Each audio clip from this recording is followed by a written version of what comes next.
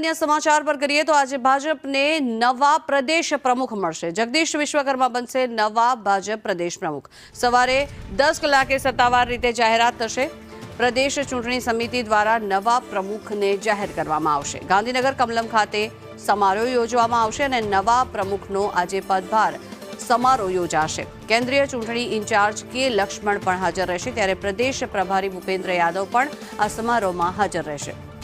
મુખ્યમંત્રી અને સી.આર. પાટીલ પણ હાજરી આપશે, ત્યારે જગદીશ વિશ્વકર્માએ ગઈકાલે ઉમેદવારી નોંધાવી હતી અને અન્ય ઉમેદવાર ન હોવાના કારણે થઈને બિનહરીફ જાહેર થશે। જગદીશ વિશ્વકર્મા ઓબીસી સમાજનો ચહેરો છે। વિશ્વકર્મા અમદાવાદ શહેર પ્રમુખ પણ રહી ચૂક્યા છે, ત્યારે જગદીશ વિશ્વકર્મા હાલ રાજ્ય સરકાર સહકાર મંત્રી છે। અમદાવાદની નિકોલ બેઠક પરથી તેઓ ધારાસભ્ય છે।